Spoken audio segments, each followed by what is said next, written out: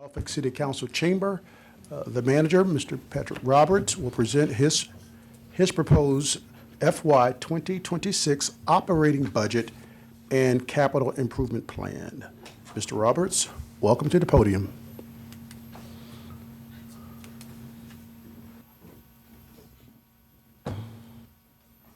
Thank you, Mayor, Vice Mayor, members of City Council. Thank you for the opportunity this evening to present the proposed fiscal year 2026 operating budget and capital improvements plan. The purpose of this presentation this evening is not to provide a detailed accounting or line-by-line review of the proposed budget and CIP, but more so to give you a general overview of the budget. We'll discuss the structure of the budget, the major funds that comprise the budget, and talk about some highlights and initiatives that we want to outline and bring to Council's attention and to the attention of the public this evening. I want to start out by extending thanks and my gratitude to the entire budget team. Several members of that team join me this evening, notably Acting Director Pamela Marino as well as DCM Whitesell.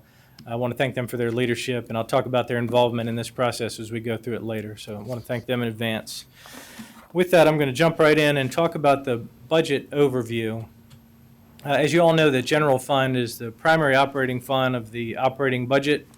That consists this year of combined revenue and expenditures equaling just under $1.2 billion.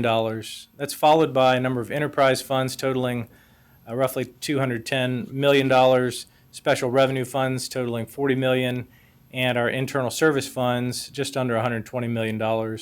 Our capital improvements plan, which I'll outline in a brief summary on the next couple slides, totals in the first year a recommended $260 million in capital expenditures.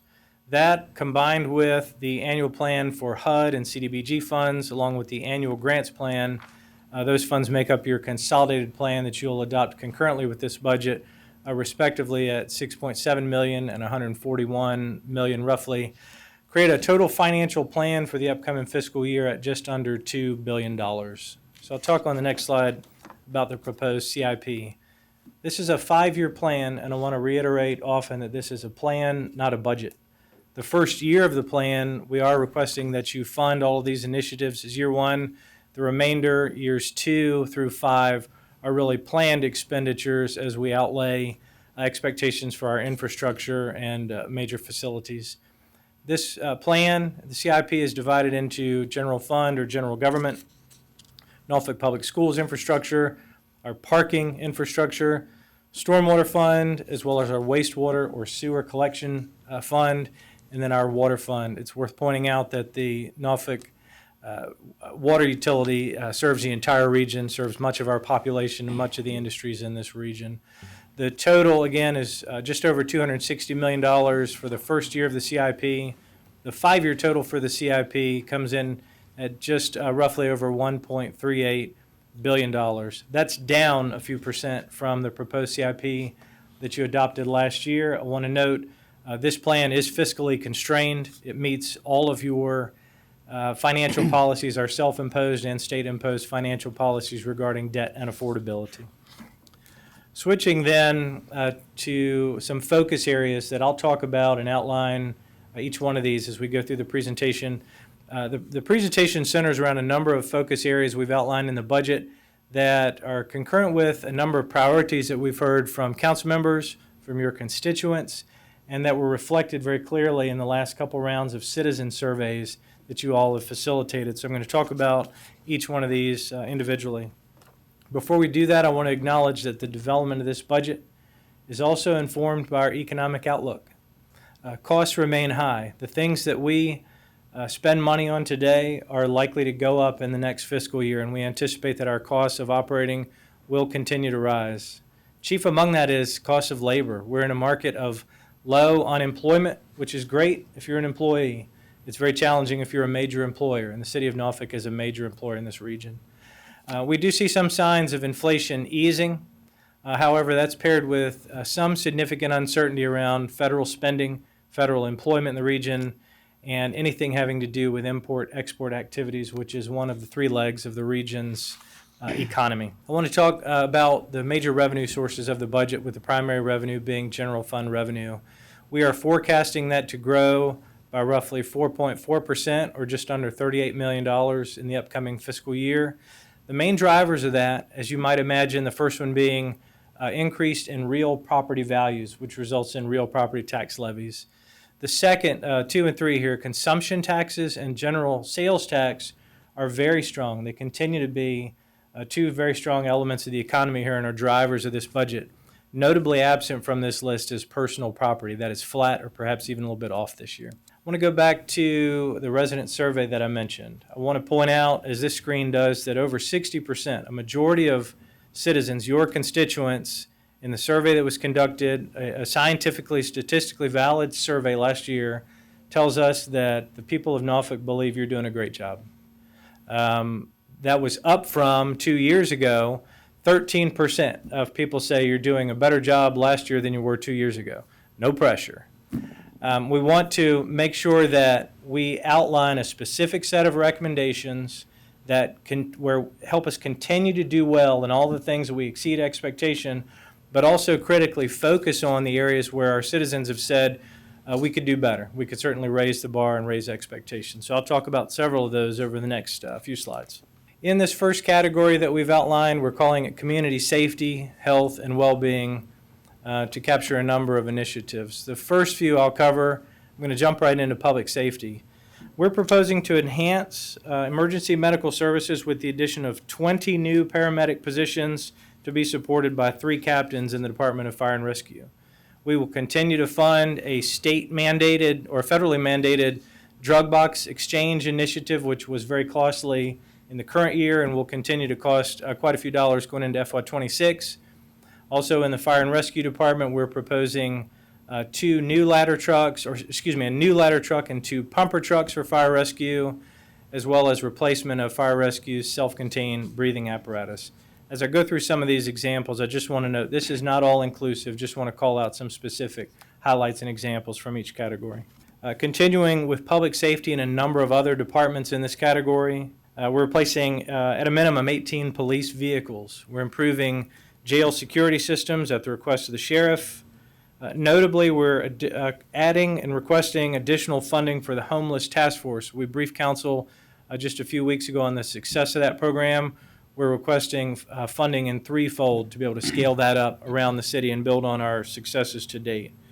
We are combining a number of programs and projects into a single new department to be called the Department of Military and Community Affairs. As the name would indicate, the core function continues to be military affairs, but we're consolidating a number of disparate programs that have been housed in different departments, namely our violence intervention efforts, which we're really having some success with. Also proposing to realign our federally funded Ryan White program under the guidance of the Public Health Department. Also in this category, I want to talk briefly about the status of the Coastal Storm Risk Management Project. This is a major CIP project, but also a major citywide initiative to protect lives and property values. To date, the General Assembly and the Governor did not specifically allocate funds for this project. However, we have been given the guidance that the Governor included a sum of money for competitive grant funds that the city will certainly aggressively go after. We have included adequate funds in the current fiscal year to keep the project on schedule, moving into Phase 1A of the structural components, pump stations, and the like. So this project is funded and it's on schedule in the CIP. Continuing in this category, I'll talk a little bit about investments in recreation around the city. We are nearing the completion of some major improvements of Ocean View Beach Park. I'm requesting that council allocate additional funds for improvements of that intersection at the park, as well as infrastructure money in support of the development of the adjacent private parcels that we've recently acquired. Also highlighting beach sand renourishment in partnership with the U.S. Army Corps of Engineers, as well as what I'm proposing this year is the creation of dedicated funding source for sand renourishment and improved beach access in our beach parks. Around the city, some other highlights I want to call attention to. We're proposing to add funding for the improvement of Stockley Gardens and Stone Park, new playground at Crossroads Park, as a for instance, and also proposing money a couple years into the CIP to dredge the Pretty Lake main channel, among the other major dredging projects we have either underway or planned in the CIP. Continuing with investments in recreation, we're proposing funding for a Maritime Forest disc golf course. This is one that we've received a lot of public input on and are excited to move forward with in the first year of the CIP. We're investing in community neighborhood parks and community centers in every corner of the city. Anywhere we have parks infrastructure, we're including blanket projects to upgrade and improve those facilities. Council will recall a few years ago you saw a master plan around the city to improve your tennis courts, pickleball courts. We are on schedule. The next courts that are listed in that comprehensive plan are at Larchmont Elementary and Azalea Garden Middle School. So those are on schedule and will be dealt with in this upcoming budget and CIP. Switching into a category of transportation safety and maintenance. This is one we've heard a lot about from our citizens. We are proposing funds to allow us to enhance traffic signals and intersections citywide in fiscal year 26. We're also asking for additional new and replacement signals to be planned in future years, including a significant one at 21st Bay. We've heard a lot from citizens on in years 27 and 28 of the CIP. We are on track to install traffic signals at the intersection of Tidewater Drive and Marvin Avenue, so there's funding for that. Out of the operating budget, starting this summer, for the next couple years of construction, we're including some additional operating funds to ease traffic management, help move people and vehicles better in the area of Harbor Park. It's worth calling attention to. I believe it's a $750 million private investment in that immediate area. We call this a good problem to have. We're going to manage that very closely over the next couple of years. Continuing in transportation safety and maintenance, focusing on condition of city streets. We're asking that funding be allocated to improve neighborhood streets and infrastructure citywide. We are proposing funds to complete the reconstruction of Westminster Avenue, which is a multi-million-dollar project located in Chesterfield Heights and Grandy Village. We're proposing continued funds for improvements to road infrastructure in the St. Paul's and Kindred communities. We're including requests for funding for staff and other resources to bolster our project management and administration of grant-funded projects in our transportation department. One significant project I'll call out, we're asking for funds to repair, replace, and maintain bridges citywide, but one of the big ones we're focused on in the upcoming year or so is Military Highway Bridge over Virginia Beach Boulevard.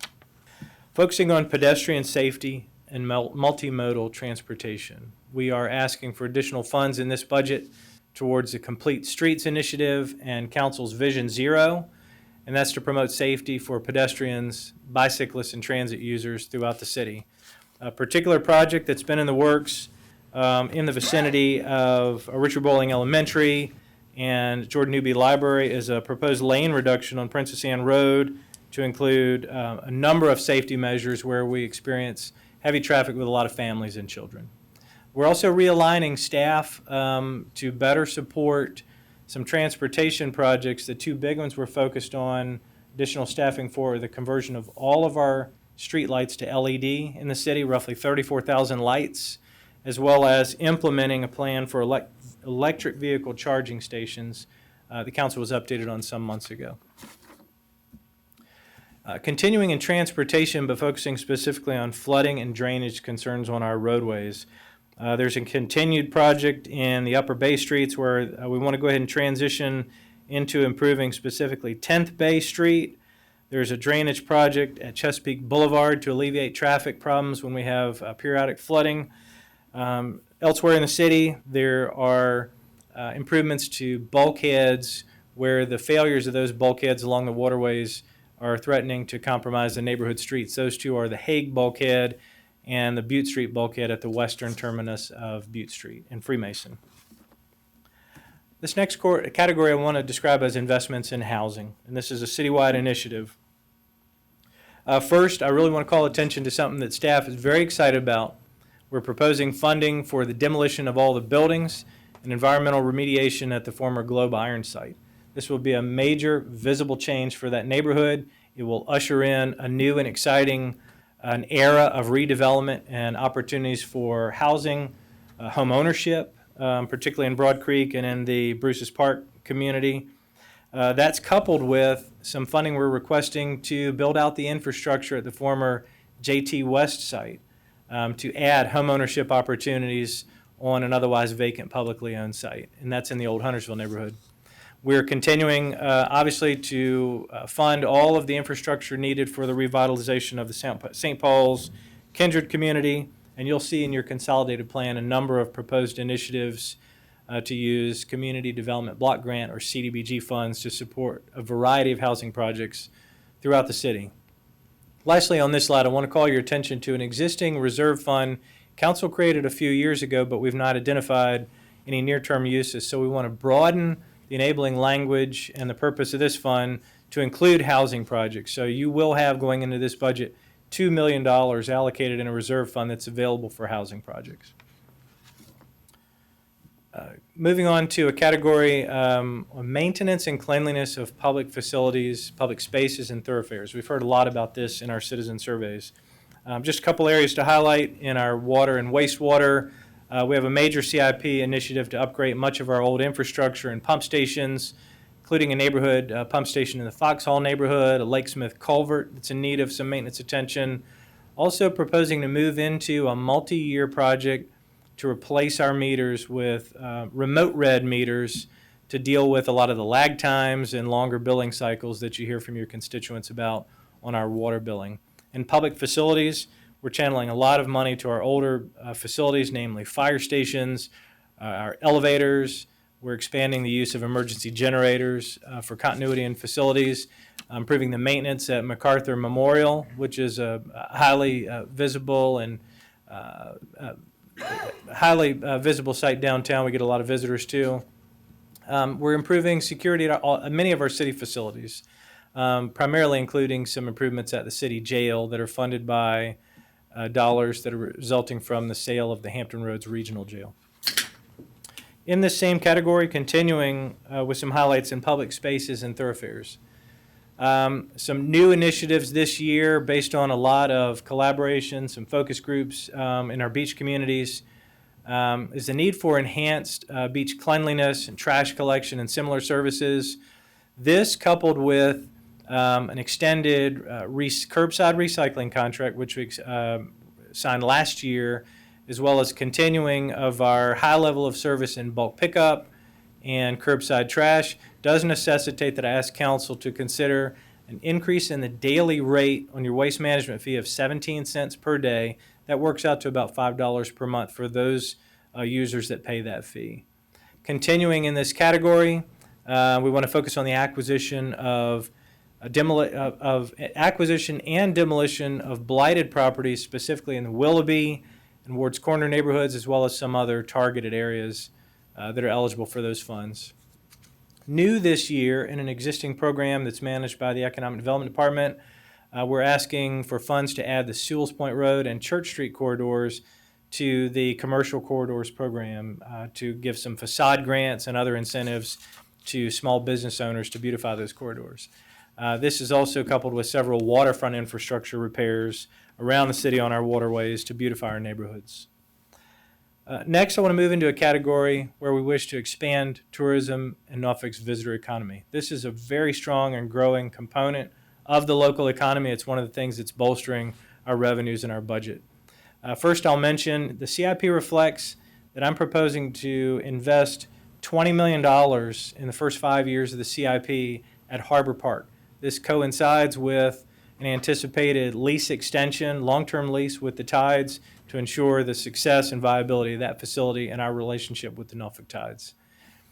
You can see in the graph on the right, one of the things that residents are very outspoken about are the availability and condition of our cultural, leisure, and entertainment facilities. People think very, very highly of the facilities we own and support these investments. We announced last year a financing plan for expansions to Chrysler, full renovation at Chrysler, expansion of seating, and a renovation at Scope. So you'll see those things highlighted in your CIP as well. We're also proposing a modest local match to what's anticipated to be a private donation to expand the Gene MacArthur Research Center. So you'll see more about that in the CIP.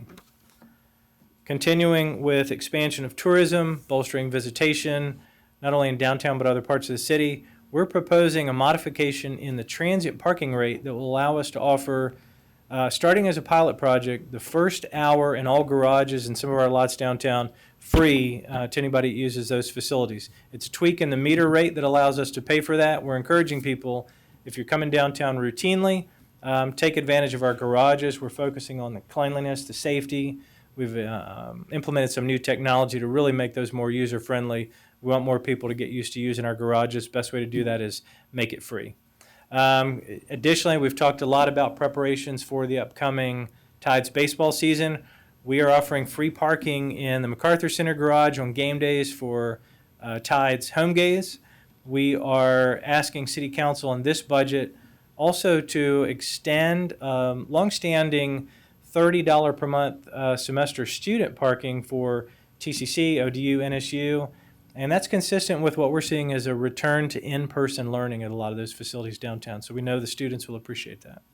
In this same category, to boost visitor activity, enhance programming, events, and the arts, one of the things we're proposing we do is to add an event marketing position at 7 venues.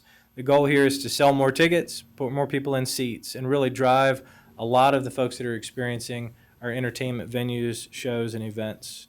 We're enhancing event production at a number of our festival and event parks, including Ocean View Beach Park and Five Points Park, which has really become a new and exciting outdoor venue for events. With the Virginia Zoo, we're proposing considerable funds in the operating budget and in the capital plan to improve animal care, facility maintenance, and the overall visitor experience at the Virginia Zoo. I mentioned, and it's worth mentioning again, the proposal for sand replenishment. We're proposing a recurring funding stream that will be supported by enhanced billing for vacation rentals in the Coastal Character District. We also, you'll see in the budget in the operating side, additional funding for a number of outside agencies in support of our unique events and festivals. Talking briefly about customer service and responsiveness, on the right-hand side of the screen, you'll see as we try every year to update our equipment and technology purchases. And on the left-hand side, we highlight that we're improving our in-person presence through Norfolk Cares, a number of other department staff, and doing something very specific in HR with our background check and our hiring processes to speed up the onboarding process so we don't have to wait so long to bring new employees on. Let's see. Investments in Team Norfolk. This coincides with enhanced customer service. I'll do this by the numbers. I know that a number of employees will be watching this. This is a very important point I want to make. I'm proposing that council fund a 2.5% general wage increase effective July 1st for all general, constitutional, and non-sworn employees. At the same time, July 1st, I'm asking that council fund a step increase in the current pay plan for all sworn public safety employees and 911 telecommunicators. Some of those public safety employees are on schedule to get a 2.5% step. Some will receive a 5% step on schedule. That's what's expected. Those are the two things we're asking you to fund July 1st. We are then asking that council fund and support a phased implementation of a new market-based competitive step and grade compensation plan that you all funded as a study in the current year. We're delivering that plan on schedule. We look to implement it in phases over the next 6 to 12 months. How we envision this happening is roughly, call it October, or some date we'll identify in the fall. We will ask that we move all public safety employees, police, fire, sheriff, 911, onto a new pay plan, which is intended to be highly competitive in this region, give us a competitive edge in filling vacant positions and retaining the skilled employees that we have. Following that, sometime after the first of the year, we will migrate all other departmental employees onto a similar plan that mirrors the police pay scale or the teacher pay scale. The primary feature of that is that it would include automatic increases if funded by council each year. That's the primary difference. With that, we're proposing that we provide health care to all of our employees with no increase in premiums to employees for another year. Additionally, you've heard from retirees. This is a very important point I want to stress. We are including funds to allow council to allocate a one-time retiree supplement of $625 for each qualifying long-time retiree. I want to talk now about Norfolk Public Schools. This, as you know, is a part of the budget that makes up the largest share of every tax dollar that you collect.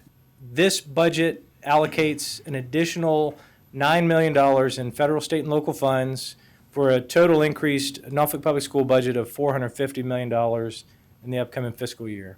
Focusing on just the city support, the local tax dollar support, that is expected to increase this year in our current funding formula by $6.4 million for a total of $170.6 million just in local support to public education. That is more than $71 million, more than what the state requires you to contribute, and that's remarkable. State support is increasing this year following a decrease last year, but the increase this year by the state, despite a decline in enrollment, is about $3.4 million. I want to draw your attention to the slide on the left. Note that this is the most recent data available, fiscal year 2023 data as provided by the State Department of Education. Look where Norfolk stands compared to Suffolk, Portsmouth, Virginia Beach, Chesapeake as the localities on the south side in terms of per pupil spending. That's remarkable. And those are 2023 dollars.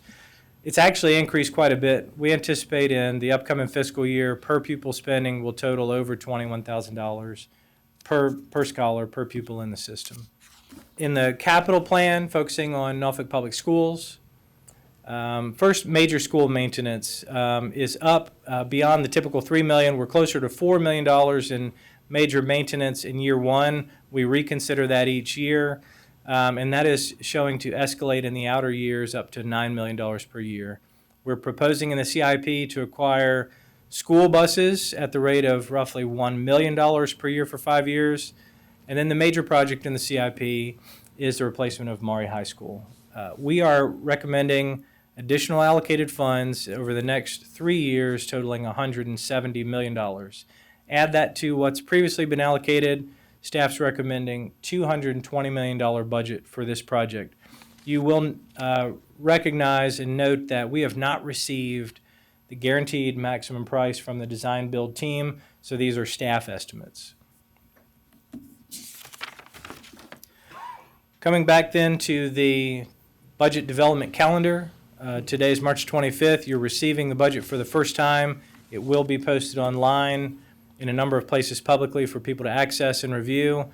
Throughout the month of April, you have an opportunity at 2 of your work sessions to ask for any additional information that you'd like. You do have scheduled a public hearing for you to receive public comment on the budget on April 9th. There is a state-mandated public hearing related to the real estate tax rate, and that's scheduled for April 29th, coincident with one of your work sessions. We are asking that we remain on track for City Council to be prepared to adopt the final budget and capital plan along with your consolidated plan on May 13th. I want to talk about some enhanced public engagement and where we stand with making sure everybody understands the budget and knows how to participate. Again, I want to commend all of the members of the budget team for the work they've done for the last several months. They have visited with citizens, businesses, individuals, families, groups in every corner of the city over the last several months, particularly over this winter. And just a few of those are listed to show you we've done that in every ward and super ward. For those folks that just want to begin the engagement now and haven't participated, we're really just getting started in the formalized process of that now that you see the budget. Folks can use the QR code or go to the website, receive access to all of the documents, review those in your own time. There's some interactive tools. One particular is Balancing Act. It's an interactive budget tool. There's an online public comment form available. All of those submittals will be collected between March 25th, April 18th. We'll give all of that information to the City Council to review. And again, you have a public hearing on April 9th at 6 p.m. at Granby High School. That concludes my presentation. I really am privileged to have the opportunity to have worked alongside all of the city's administrative department heads, DCMs, and namely the budget staff, and I'm very honored to be able to stand before you and submit our work. Thank you and good evening. Thank you, Mr. Manager. Any questions from the council? Hearing none, this concludes the manager's budget presentation for the FY 2026 operating budget and capital improvement plan. Mr. Manager, thank you for your proposal. Yes, sir. Thank you. We will take it into consideration. Thank you, sir. Councilman, what's theirs?